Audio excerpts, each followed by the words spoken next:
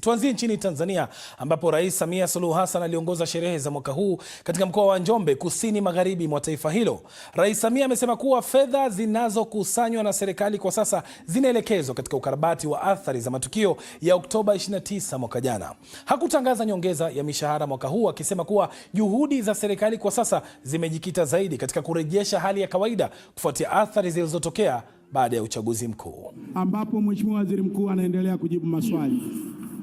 Ndio sababu TUCTA mwaka huu wamesema, Mheshimiwa, wewe chapa kazi tu. Mwaka huu tutafunga mkanda, tutakuja kukudai mwakani. Na mimi nikawaambia mwakani, ikiwa tutachapa kazi na uchumi utakuwa kwa kiwango kinachoridhisha, tutakuja kuangalia na mwakani. TUCTA oye! Wafanya kazi safi! Nchini Kenya, sherehe za mwaka huu zilifanyika katika jimbo la Vihiga lililoko magharibi mwa taifa hilo. Maelfu ya wakazi wa Vihiga na wafanyikazi walihudhuria sherehe za mwaka huu zilizoongozwa na Rais William Ruto.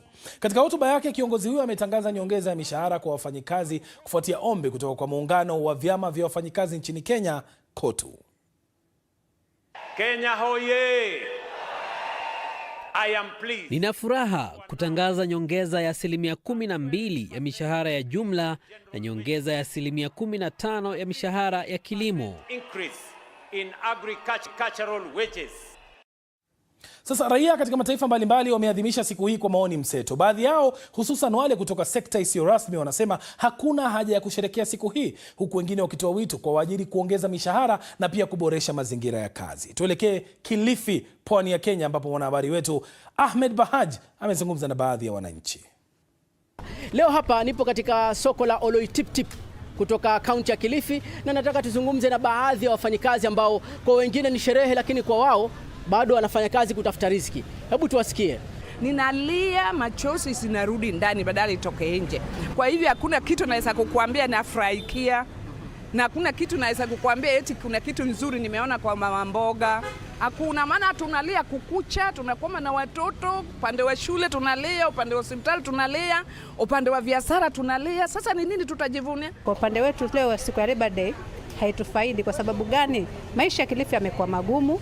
Pili, pesa hakuna. Tunang'ang'ana kwa kila njia, kwa kila hali, ili tuangalau tuwe tutapata kipato cha kuinuka, lakini bado mambo yanazidi kwenda chini na kwenda chini kabisa. Mpaka sasa biashara zetu haziendi, ndugu yangu. Tunateseka bwana. Umeelewa? Kwa hivyo suluhisho, unaona pendekezo lenu lipi? Kwa hivyo pendekezo ni huyo Ruto bwana, hili Labor Day aseme vitu vipungue bei ya mafuta ishuke.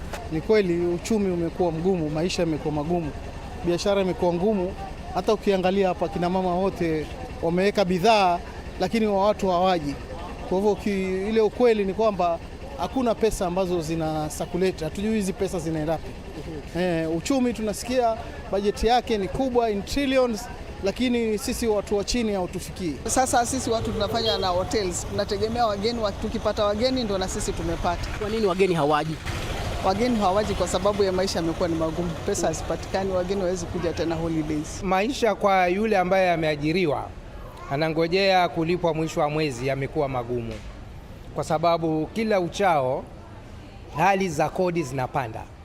Hivi sasa kuna watu ambao 35% za mshahara wao zinaenda serikalini kama kodi. Sisi tunategemea sana middle class, na wale middle class wamefinywa kwa sababu ya labda high taxation na nini, inatuathiri sisi watu wa chini zaidi, kwa sababu wale middle class ile purchasing power wao inaenda chini. Unaelewa? Ile pesa inaenda chini, hawezi kuja kwetu sisi chini hapa kuja kununua vitu. Kutoka hapa Kilifi ni hisia mseto kwa wakazi wa hapa, wengine wakiendelea na sikukuu ya Labor Day, lakini wengi wao wakilalamika kwamba hali ya uchumi imekuwa ngumu, hali si shwari, mifuko imetoboka, inakuwa vigumu kuendesha maisha yao, na wangetaka serikali izidi kuangazia maslahi ya wafanyikazi na pia kuboresha uchumi ili maisha yapate unafuu. Nikiripotia BBC kutoka Kilifi, mimi ni Ahmed Bahaj. Hii ni Dira ya Dunia kutoka idhaa ya Kiswahili ya BBC. Tutakaporejea tunajadili maana ya siku hii ya wafanyikazi kwako wewe, na kuuliza, je, ina maana yoyote? Serikali ya Jamhuri ya Kidemokrasia ya Kongo imesema imepokea vyema hatua ya Marekani kumwekea vikwazo rais wa zamani Joseph Kabila, ikimtuhumu kwa kuyaunga mkono makundi ya waasi M23 na AFC. Washington inadai Kabila alitoa msaada wa kifedha kwa AFC, akahamasisha wanajeshi kuasi kutoka kwa jeshi la Kongo na hata alijaribu mashambulizi ya kuvuka mipaka dhidi ya vikosi vya serikali. Na katika taarifa jioni hii, rais huyo wa zamani amekanusha madai hayo, akitishia kuchukua hatua za kisheria dhidi ya mamlaka za Marekani. Ofisi yake imesema, na hapa ninanukuu, uamuzi huo hauna uhalali, umechochewa kisiasa na unatokana na shutuma zisizo na ushahidi. Aidha, amesema kwamba ana haki ya kumwagiza wakili wake kutumia njia mwafaka za kisheria ili kupinga uamuzi huo, akiongeza kwamba uamuzi wa Marekani umetokana na madai yaliyotolewa na serikali ya Kinshasa. Leila Mohamed ana maelezo zaidi. Wizara ya Fedha ya Marekani imemshutumu Kabila kwa kuhusika katika makosa kadhaa ya jinai, ikiwemo kufadhili shughuli za kundi hilo la waasi na kuchochea hali ngumu ya kisiasa na kiusalama katika eneo la mashariki mwa DRC. Kwa sababu hizo, mali yake iliyopo nchini Marekani imezuiliwa na serikali ya Washington kama adhabu na juhudi za kusambaratisha mipango ya Kabila nchini DRC.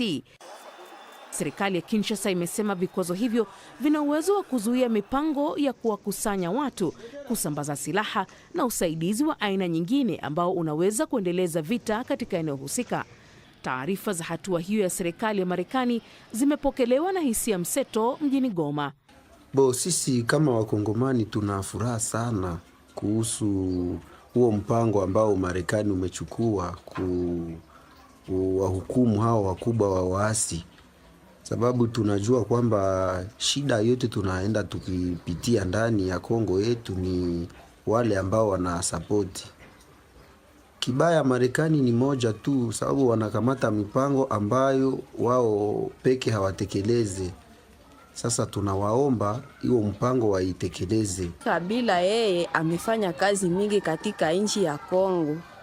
Na tunaomba kwa nini wanaingilia mambo ya Kongo yenyewe haiwahusu? Sisi wenyewe tunapasha mhukumu, hapana wao wenyewe. Hivi wa Marekani waendelelee kufuatilia hiyo jambo hadi mwisho ili iwe fundisho kwa wengine. Vikwazo vimekuwa vingi ndani ya nchi yetu na inaonekana hii ambao wanasema haitakuwa kweli. Sisi tunataka amani katika nchi yetu. Katika amri iliyotolewa na Wizara ya Fedha ya Marekani, mali yote anayomiliki Kabila nchini humo imezuiliwa, wala hatokubaliwa kufanya biashara na raia au kampuni ya Marekani. Benki nchini Marekani zimekatazwa kufanya biashara na Kabila wala yeye kufungua akaunti mpya.